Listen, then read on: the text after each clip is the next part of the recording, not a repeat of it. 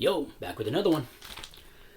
Stevie Wonder released this album, The Woman in Red. This is his second soundtrack album called The Woman in Red of August 28, 1984. Happy 41 years to this album, and it's still a classic, man. And classic film, too.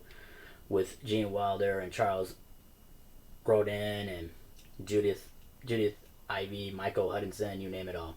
This is definitely an amazing album by Stevie Wonder, and it has Dionne Warwick on here, too. And it was released through Motown Records as well. And also, well, I mentioned Dionne Warwick. The album was released in 1984 for the film of that same name.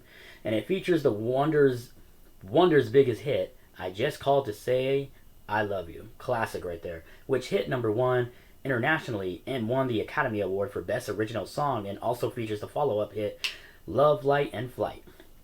And a U.S. top 20 hit, and Don't Drive Drunk, the song and the accompanying music video for which were used in the ad console and the U.S. Department of Transportation's drunk driving prevention public service announcement the following year. Amazing classics, man. This is definitely an amazing album. You also got The Woman in Red, that's by Stevie Wonder. It's You, Dionne Warwick and Stevie Wonder. It's More Than You, I Just Called to Say I Love You, Stevie Wonder. Love, Light, and Flight, Stevie Wonder. Moments Aren't Moments, Dionne Warwick. Weakness, Dionne Warwick and Stevie Wonder. Don't Drive Drunk, Stevie Wonder. Classics, man. And more to this album right here.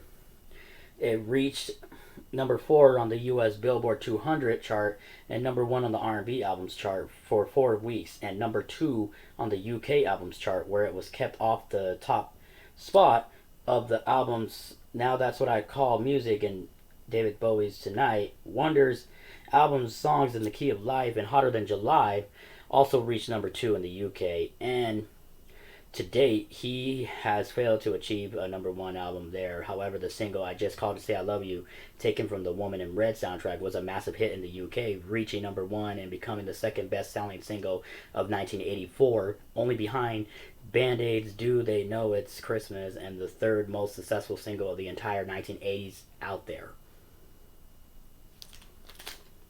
This album will always be a classic forever, no doubt about it, with Stevie Wonder and Dionne Warwick. And I did buy this album at Factory Records in Costa Mesa, California. Very happy to own it. I'll show y'all. Super cool. Stevie just chilling right there. Just doing his thing. Always being Stevie Wonder.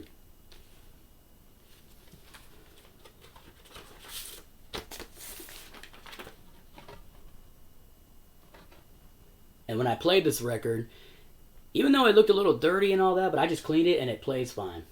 Plays incredible. Happy. I'm very satisfied to own this classic by Stevie Wonder with Dionne Warwick. That's a classic right there. And oh yeah, Dionne Warwick got a voice too. Her and Stevie Wonder. They both have amazing voices. Glad that they had this collaboration on here. Really cool. What's your favorite song off the album?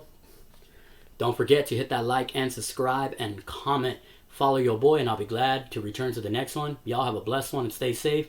If you don't have this record, I suggest you go look at your local record store or online. Make sure it's in immaculate condition though.